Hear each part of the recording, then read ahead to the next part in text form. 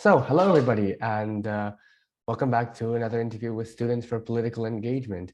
And today we have with us Carol Davidson, who is running for Ward 1 Councillor. So hello, Ms. Davidson. To start us off, Hi. would Hi. you, Thank you for inviting me. yes, thank you for coming here and speaking with us today. To start us off, would you like to give an introduction of yourself and why you're running for City Council? Sure. My name is Carol Davidson. I was a journalist for a long time and have always been interested in political science. I have a degree in political science. And in the last several years, I've been very involved in the community and actually kind of worried about where this council has gone. I run happening in Oak Ridges and what's happening at council. So now this is sort of the next step. I hope to be on council and help make some of the changes I think we need. Thank you. So on to our first question. An important part of a livable community is community safety. How will you, as councillor, maintain and improve community safety in Richmond Hill?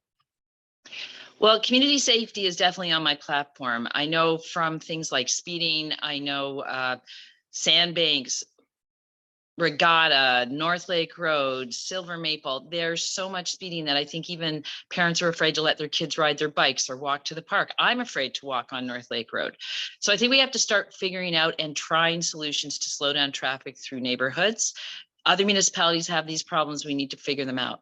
I'm not sure we need more bylaws, but we definitely need bylaw enforcement. A lot goes on that we actually have rules on the books, but they're just not enforced. Things like bike lanes being crowded with cars or cars over sidewalks, cars where they don't belong.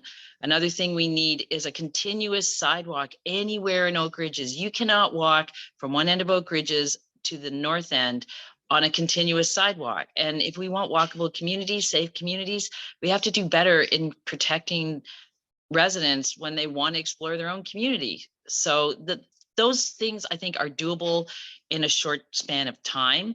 I also hope to make relationships with police. I don't think, I also started a neighborhood watch in Oak Ridges over the last couple of years, and we have a great liaison officer, and I would love to see more people join that so we can work with police to make our neighborhoods safer. And yes, thank you for the answer.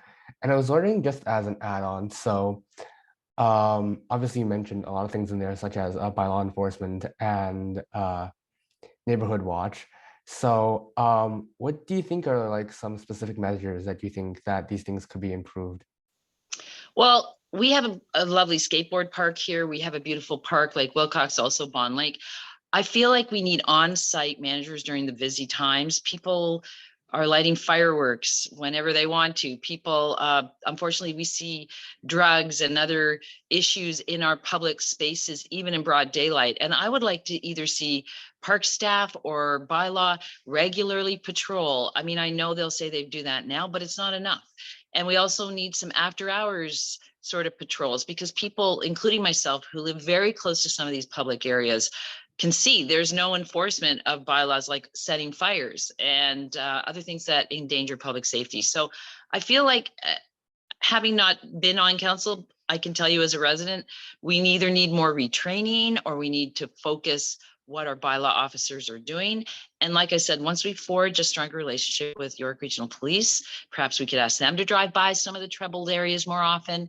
And including in Neighborhood Watch is a program where you can have people with Ring doorbells offer to be on a list that looks at things. If police know there's a problem, they can sort of tap into the many cameras in our neighborhood if by request. So, I mean, there's a lot we can do without spending much money. We have the tools, we just need to use them differently. All right, thank you for that answer. And I think you already touched a bit on our next question, which is the finances of the city. So obviously, as a municipality, the financial health of the city of Richmond Hill is a very important part of its operation. So what would you do as a councillor to ensure that Richmond Hill is on good financial grounds while at the same time providing the same or improved services? So I do think we need to review where the money is going. And unfortunately, this council realized that it's a tough time for everyone. We're all facing inflation. COVID caused a lot of financial hardship. So I think before we raise taxes, we need to evaluate where the money is going and see if there aren't ways that we can rejig things so that we get good services. I'm not going to lie, economically, it doesn't work to say we're going to improve services and reduce taxes. They are opposed. You either improve services with more tax, or you try to rearrange the tax money you have, which may deplete services in one area, but overall keep Richmond Hill a viable, healthy city. I will say we can't keep dipping into the reserve fund. Think of your rainy day fund or your bank account for an emergency. We have to make sure we have that buffer. Thank you. So regarding our next question is also kind of something you kind of touched upon previously, which is transportation. So one of the more important aspects of a good city is efficient transportation. What as a councillor will you do to consider and just develop and improve Richmond Hill's current transportation system? So York Region Transit obviously is a regional issue, but I fully intend to get to know more about how our regional transit is organized. I see empty buses driving through my neighborhood all the time. I'd like to see more efficiency. I'd like us to think out of the box. I'd like to try maybe smaller vehicles, or they actually have had programs where if you want a bus in your neighborhood and it's not available, it's almost like an Uber. They'll come and serve you.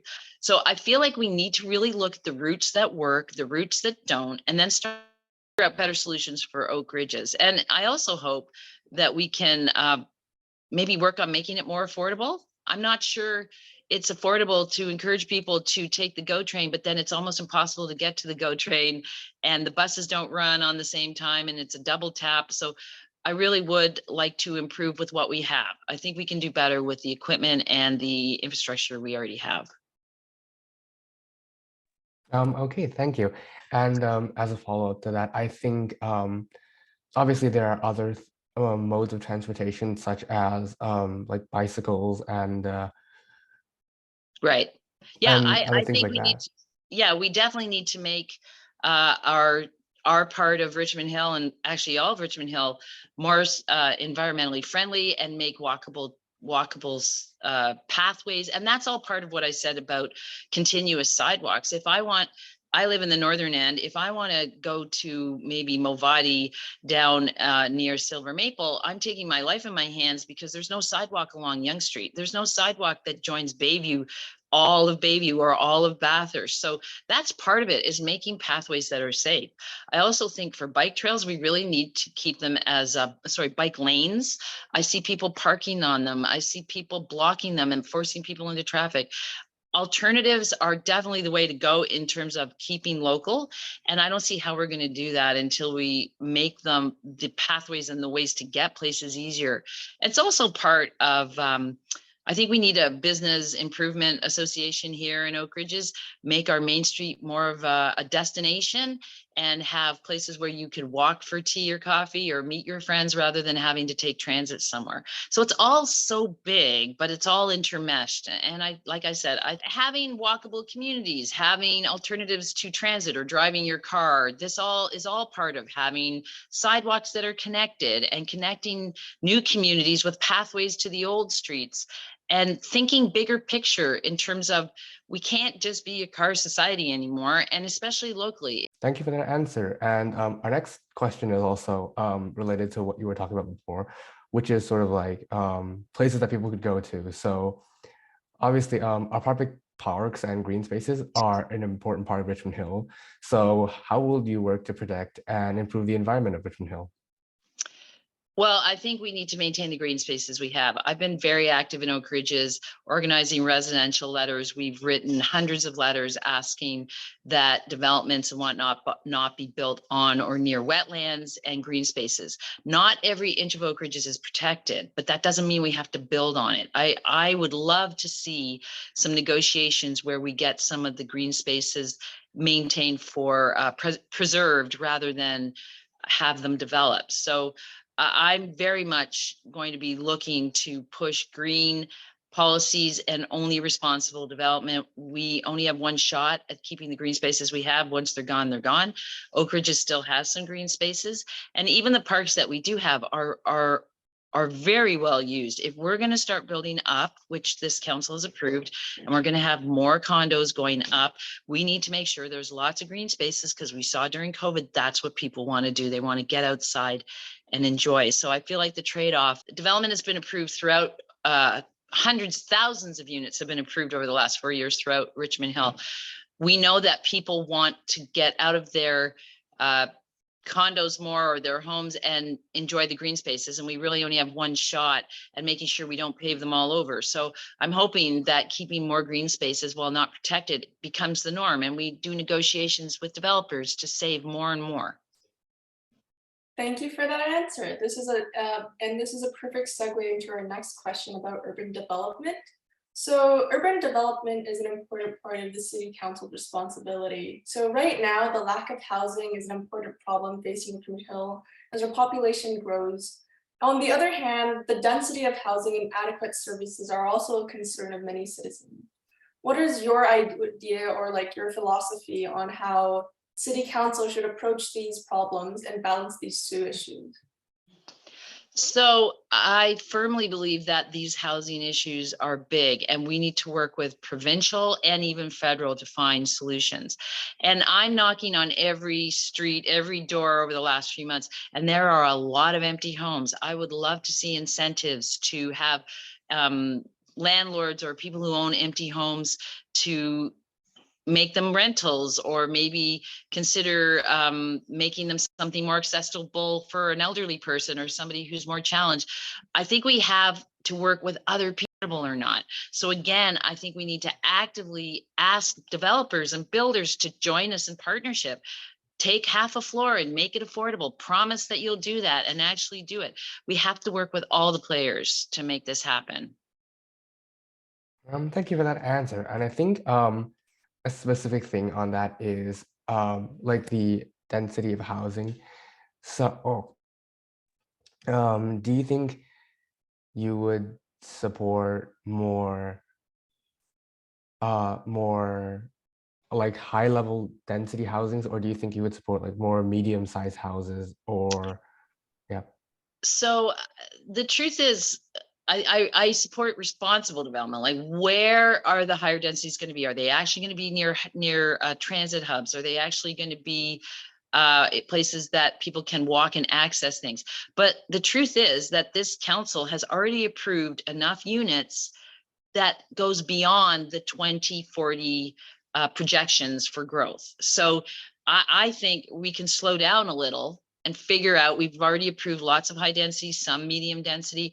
I think we can slow down and think about the communities that those people are going to live in, and the existing residents with all this new development over the next 20 years, the community they're going to live into. So I know talking about development is a hot issue, but we haven't really solved the problem of affordability and accessibility and diversity. So I'm hoping we can put the brakes on rubber stamping so much development and look at what kind of community do we want to build for everyone. Yes, you but yeah. Thank you for that answer. And I think